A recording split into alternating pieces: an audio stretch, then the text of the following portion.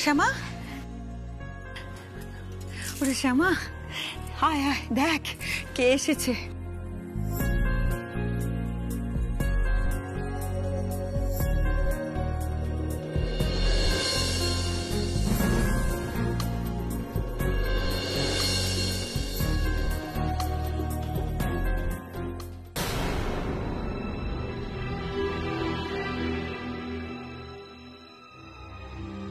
শ্যামা,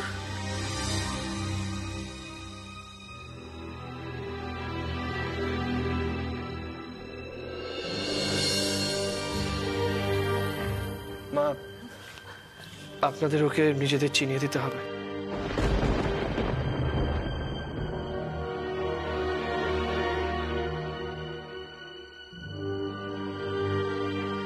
একই কথা বলছো তুমি জামাই?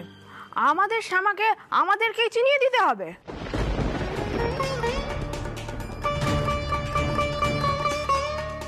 হ্যাঁ, আসলে শ্যামার কোনো স্মৃতি নেই, মানে ও আপনাদের কাউকে চিনতে পারবে না।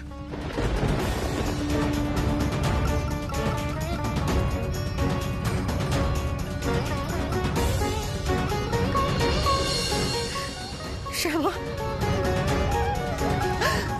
শ্যামা মা আমার।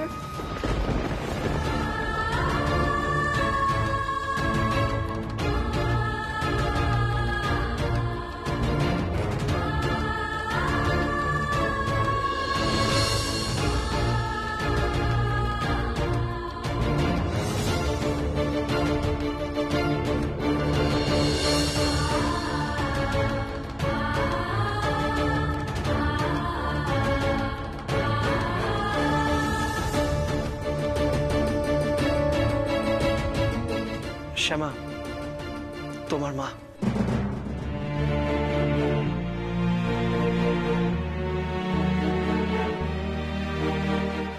মা, সরো তো।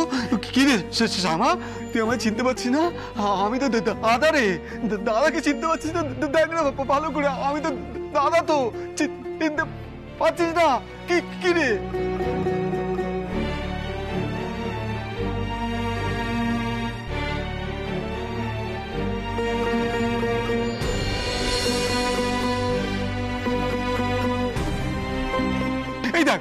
ভালো করে দেখ, আমি তো।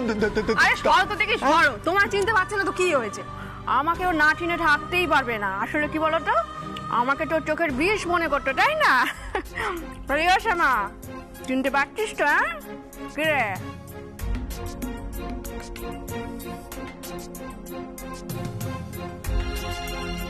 আহা, নিশ্চয়ই পারবে, চিনতে পারবে সকলকে, আস্তে আস্তে মনে পড়বে।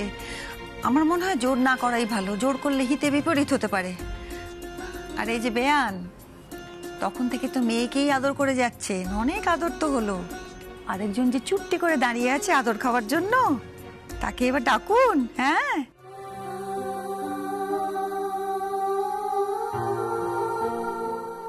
ওই কৃষ্ণা, আয় এদিকে, আয় আয় আয়। ভালো করে দেখুন, ভালো করে চেয়ে দেখুন, আমাদের শ্যামার কেমন ফুটফুটে একটা মেয়ে হয়েছে।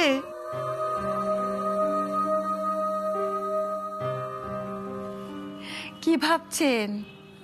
এই হলো আপনার সুধ, এ হলো আপনার নাতনি কৃষ্ণা। কি দাঁড়িয়ে আছিস, কি যা আদর খেয়ে আয়। আয় বাবা।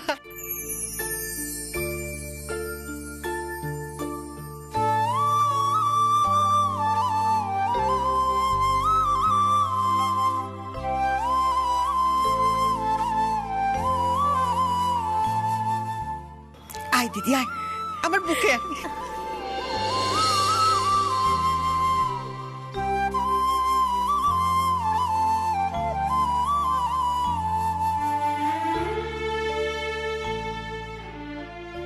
কৃষ্ণা, আমার সেই ছোট্ট শ্যামার মেয়ে কৃষ্ণা।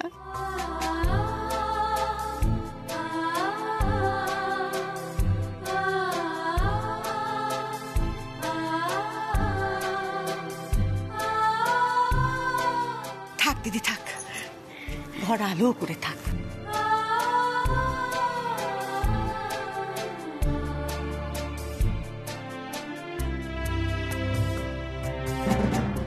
ছোট দিদি, তোমার মামা আর মামি প্রণাম করো। থাক থাক মামা, থাক থাক থাক, দেখি দেখি তোকে তোকে ভালো করে দেখি। এ তো আমার ছোটবেলাকার শ্যামা গো, অনেক বড় আমা, অনেক নাম কর।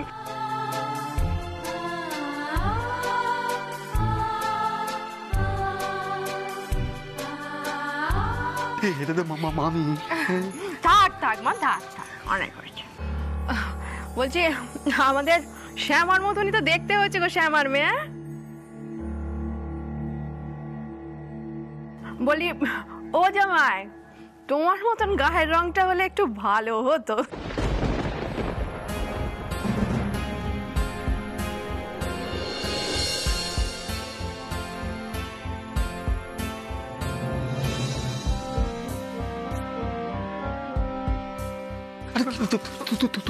থামো তো, যেখানে যা যা যা কিছু বলে যাচ্ছ এই কবচের নীতিকে বদলালে না। ছোট দিদি, একবারটি আমার কাছে আয়। ঠিকই বলেছ পার্বতী, আমার ছোট দিদি অবিকল আমার শ্যামার মতোই হয়েছে, গায়ের রঙে মনের রঙেও সেই একই রকম, নম্র, ভদ্র, নিষ্পাপ। বলে ও বেয়ান, এ তো রত্ন, গান যখন গায় আপনি যদি একবার শোনেন সে গান বলা যাবে না। আমার না ভয় হচ্ছে ছোটটি না বড়টিকে ছাড়িয়ে যায়, আমার তো মনে হচ্ছে আমার শ্যামাকেও ছাপিয়ে যাবে। গায়ের রঙে আমার শ্যামারও কিছু যায় আসেনি, ওরও যাবে না। সব শুনেছি দিদি, যাবে বই কি, মায়ের থেকেও ছাপিয়ে যাবে। তাতে তো ওর মায়ের সম্মানই বাড়বে, তাই না বলুন? মাসিমা, বলছিলাম কি এত বছর পরে যখন আমাদের শ্যামা ফিরে এসেছে তখন কিন্তু আমাদের আর পর করে রাখবে না, কেমন? এ কি কথা বলছো পার্বতী? আমরা কখনো তোমাদের পর করে রেখেছি না পর করে দিয়েছি? আসলে কি হয়েছে জানো, শ্যামা চলে যাওয়ার পর থেকে আমরা এমন দুঃসময়ের মধ্যে কাটিয়েছি যে তখন কুটুম্বিতা করাটাও আমাদের কাছে বিলাসিতা মনে হতো, তাই হয়তো যোগাযোগ করতে পারিনি। একে পর করে দেওয়া বলে না। সে কথা আমি বুঝি দিদি। মাসিমা, বাবা আপনাদেরকে একটা কথা বলতে বলেছিলেন। হ্যাঁ হ্যাঁ, বলো না, কি ইচ্ছে হয়েছে বেআই মশাইয়ের? বাবা বলছিলেন যে এতদিন পর শ্যামা ফিরেছে, তাই নিখিল যদি ওই শ্যামাকে আর আমার ভাগ্নিটাকে নিয়ে আমার গ্রামের বাড়িতে কটা দিন গিয়ে থাকতো। বাবার যে শরীর গতিরে খারাপ চলছে সেটা তো আগেই বলেছি, আজ আছে কাল নেই, কখন ফস করে। বলছিলাম যে বাবার এই সাতটা যদি তুমি পূরণ করে দাও নিখিল। ওমা কানাই, অমন ভাবে বলছো কেন? নিশ্চয়ই যাবে, শ্যামা তার বাবা মার কাছে যাবে না? এছাড়া আমি তো নিখিলের বাবাকে বলছিলাম, এ কথা আলোচনাও করেছি। ঠাম্মি, আমরা মায়ের গ্রামে যাব, মায়ের ছোটবেলার গ্রামে। ও মা, দেখুন দেখুন কেমন চনমন করে উঠেছে। আরে যাবি যাবি, নিশ্চয়ই যাবি।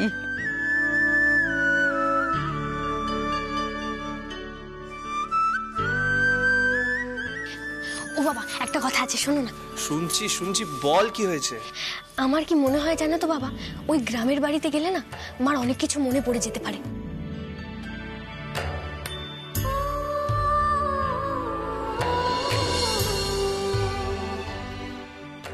মা তো ছোটবেলা থেকে ওখানেই বড় হয়েছে, মার অভ্যাসের উৎসগুলো তো ওখানেই পড়ে আছে। বাবা, ওখানে গেলে না মা একদম ঠিক হয়ে যাবে, তুমি দেখো।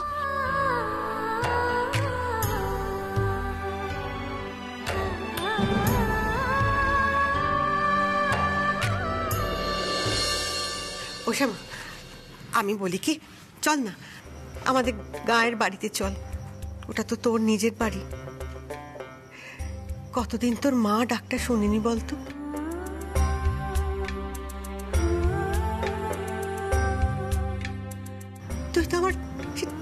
মা ছিলি। কাজ করতে করতে যখন খাওয়ার অনিয়ম হতো, তুই আমায় কি বকাবকি করেই না খাওয়াতিস। আর তোর বাবা, ওই এক গুয়ে বাবা, কারুর কথা শোনে না, একমাত্র তোর কথা ছাড়া। স্নেহ দিয়ে, শাসন দিয়ে তুই তো সংসারটা বেঁধে রেখেছিলি। চল গিয়ে দেখ, তো সেই সংসার একই রকম আছে। ওখানে গেলে তোর হয়তো সব মনে পড়ে যাবে। চল না মা।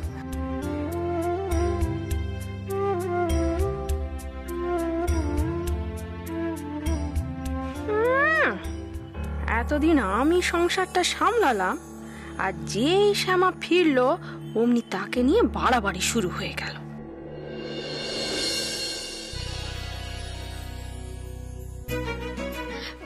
ও ঠাম্মি, শোনো না, মা বাবার যদি আবার বিয়ে দিই তাহলে কেমন হয়?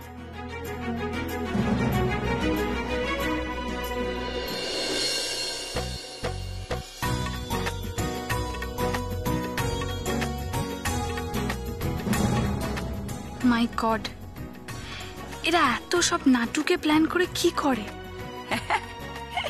কি বলছিস কি? বাবা মায়ের আবার বিয়ে দিবি? হ্যাঁ, কেন হয় না? আমার মা তো সত্যি বাবার বউ, আর একবার বিয়ে দিলে ক্ষতি কি গো?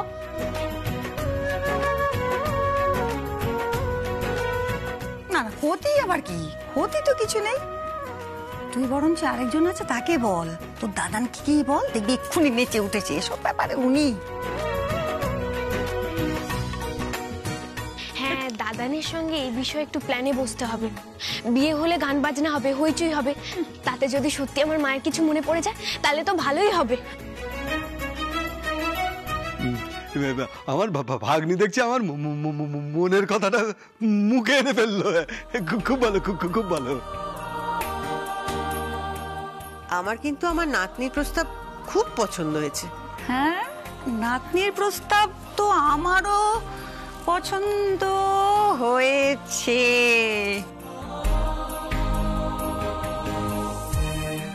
খুব পছন্দ হয়েছে। এই তো লক্ষ্মীনারায়ণের জুড়ি, তাই না?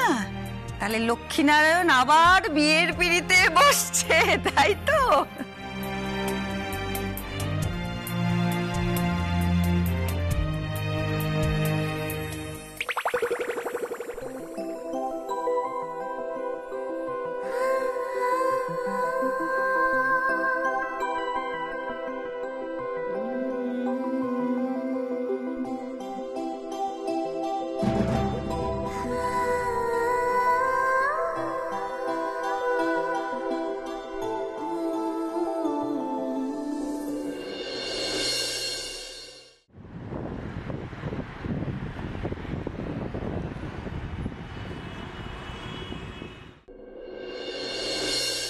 দূর, ভাল লাগে না, এখন আবার বেড়াতে যেতে হবে। কেন দিদি ভাই, তোমার বেড়াতে যেতে ভালো লাগে না? বেড়াতে যেতে ভালো লাগবে না কেন? বেড়াতে যেতে অফকোর্স ভালো লাগে, কিন্তু বড়দের সাথে বেড়াতে যেতে ভালো লাগে না। এখন উইন্টার, আমার ফ্রেন্ডসরা সব পার্টি করবে, কত মজা হবে, আমি কোনোটাই অ্যাটেন্ড করতে পারবো না। অবশ্য কাকে বলছি, তোমার তো কোনো ফ্রেন্ডসই নেই। হ্যাঁ, এটা ঠিকই বলেছ, আমার তো সত্যিই কোনো বন্ধু বান্ধব নেই। হ্যাঁ মুন্নি দিদি ভাই, ঠাম্মি আর বড়মা বলেছে তোমাকে একটু বেশি করে শীতের জামা নিতে, গ্রামের দিকে নাকি বেশি করে ঠান্ডা পড়ে। দূর, ওইসব শীতের জামা কাপড়ের আমার দরকার নেই। ও দিদি ভাই, বড়রা যখন এত করে বলছে নিয়ে নাও না কয়েকটা। এমনিতেই আমার শীত লাগে না, আবার নাকি শীতের জামা কাপড়। মুন্নি, বড়রা যখন বলছে তখন নিয়ে নাও না। যদি ঠান্ডা না লাগে তখন নয় পড়বে না, রেখে দেবে। যদি ঠান্ডা লাগে তখন কি করবে বলো তো? নিয়ে নাও, নাহলে বাড়ির সবাই কিন্তু খুব রাগারাগি করবে, আর তোমার পাপাও কিন্তু খুব রেগে যাবে। তুমি যখন এত করে বলছো আমি একটা নিয়েই নিচ্ছি, কিন্তু বিশ্বাস করো এটা কিন্তু ইউজলেস। আমার এমনিতেই শীত করে না, এসবের কোনো দরকার নেই। আর গ্রামে যেতে এখন আমার ভাল লাগছে না। কেন দিদি ভাই, তোমার গ্রাম ভালো লাগে না? গ্রাম আবার কারোর ভালো লাগতে পারে নাকি? কিন্তু জানো তো, আমি তো বাংলার গ্রাম দেখিনি কখনো, আমার বেশ মজা লাগছে। ওখানে গিয়ে না আমি সব জায়গা ঘুরে ঘুরে দেখবো।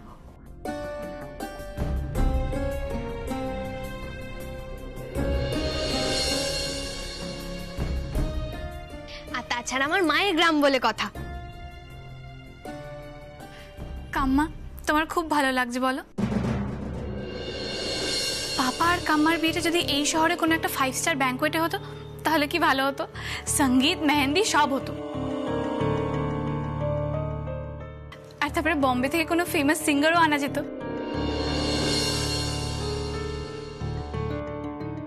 ও মা, সঙ্গীত মেহেন্দি তো ওখানেও করা যায়, অসুবিধা কিছু দিদি ভাই? মেহেন্দি কে পড়াবে? আমি তো বেনারসেই থেকেছি, আমি মেহেন্দি পড়াতে পারবো না? এইসব রিচুয়ালস দেখেই তুমি বড় হয়েছি। কিন্তু তাহলেও কলকাতায় হলেও কোনো ফেমাস ফিল্ম স্টারকে আনা যেত। তুমি মন খারাপ করো না দিদি ভাই, ফিল্ম স্টার আসবে না ঠিকই, আমার মাও কি কম বড় স্টার? তোমার পছন্দ মতো মেহেন্দি সঙ্গীত তো হবেই, তাছাড়া আমার দিদাও বলে রেখেছে টাটকা খেজুরের রস আর নলেন গুড়ের পায়েস তো হবেই। আরে বাবা না না, ওসব আমার ডায়েটের মধ্যেই পড়ে না। দিদি ভাই একটু টেস্ট করে দেখবে, তোমার ভালো লাগবে। আচ্ছা মা, বাবার কি সব গোছগাছ করা হয়ে গেছে? তুই তো দেখছি অবাক কথা বলছিস, আমি কি করে জানবো বলতো এসব? তাহলে গিয়ে দেখো না গোছগাছ করা হয়েছে কিনা।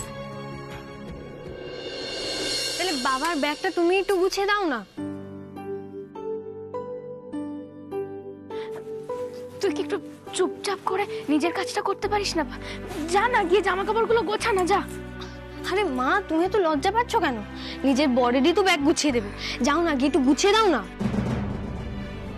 কৃষ্ণা, তুই চুপ করবি? শোন কৃষ্ণা, তুই কিন্তু খুব মার খাবি বলে দিলাম, যা গিয়ে নিজের কাজগুলো কর। কি হল, যা। মুন্নি, কৃষ্ণা, বলছিলাম তোদের গোছগাছ হয়ে গেছে? ইয়েস পাপা। হ্যাঁ বাবা, আমার হয়েই এসেছে। শ্যামা, তোমার গোছগাছ হয়ে গেছে? হে বাবা, দেখছি তো আমিই রয়ে গেলাম। আসলে কি জানিস তো কৃষ্ণা, এর আগে তো সব সময় তোর মাই আমার ব্যাগ গুছিয়ে দিত, তাই কি নিতে হয় হয় না আমি ঠিক বুঝতেই পারছি না। শ্যামা, তুমি আমার ব্যাগ গুছিয়ে দেবে? না মানে, গুছিয়ে দিতে আমার কোনো অসুবিধা নেই, কিন্তু মানে আমার তো কিছুই মনে নেই। আপনি কোনটা নেবেন না নেবেন আমি তো কিছুই জানি না, তাই বলছিলাম যে এতে মনে না পড়ার কি আছে বলো তো? হ্যাঁ, তুমি জামা কাপড় গোছাতে গেলে সত্যি তোমার কিছু মনে নেই ঠিকই, তাতে অসুবিধার কি আছে? তুমি বাবাকে জিজ্ঞেস করবে যে বাবার কি লাগবে না লাগবে, তুমি সেই জিনিসপত্রগুলো ব্যাগের মধ্যে ভরে দেবে, বাস হয়ে গেল। তাহলে তুই বুঝতে পারছিস না মা, দেখ আমি বলতে চাইছি যে না না কৃষ্ণা, ছাড় ছাড়, আমি না হয় নিজেই গুছিয়ে নেবো, কি আর করা যায়। না না, বলছিলাম যে ঠিক আছে, আমি না হয় চেষ্টা করছি, একবার আমি গুছিয়ে দিচ্ছি। সত্যি তুমি গুছিয়ে দেবে?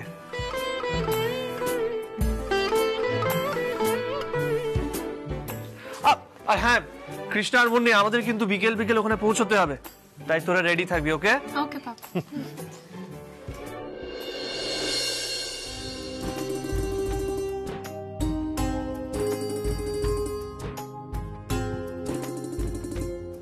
কি দিদি ভাই, কি বুঝলে? বাবা এ ঘরে কেন এসেছিল বলো তো? কেন আবার এসেছিল? এমনি এসেছিল, কিন্তু আমরা তো বোঝাবুঝির কি আছে? আরে না গো দিদি ভাই, বাবা মাকে বলতে এসেছিল ব্যাগ গুছিয়ে দেওয়ার কথা, সরাসরি তো বলতে পারছিল না।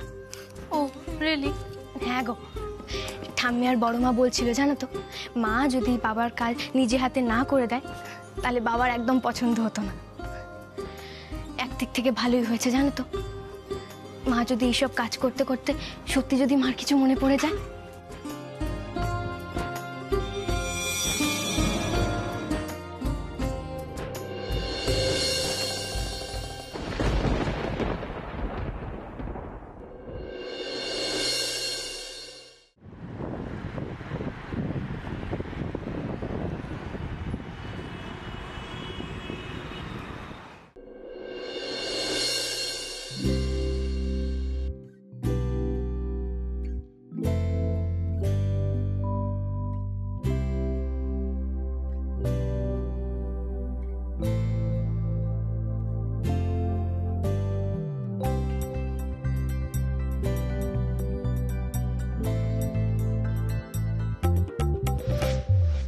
দেখছি আপনি সব জামা কাপড়ই বাইরেই বার করে রেখেছেন। এবার শুধু ব্যাগের মধ্যে ঢুকিয়ে দিলেই হয়ে যাবে। আমার মনে হয় আমাকে আপনার আর কোনো প্রয়োজন নেই। না না, প্রয়োজন আছে বলেই তো তোমাকে ডাকলাম। দেখো অনেকক্ষণ ধরে আমি চেষ্টা করছি এইগুলো ব্যাগে ঢোকাতেই পারছি না। সেটাই তো স্বাভাবিক। মানে স্বাভাবিক মানে এই এত জামা কাপড় এই ছোট একটা সুটকেসের মধ্যে কি করেই বা। এ বাবা, আমি কি করে বুঝবো বলো তো?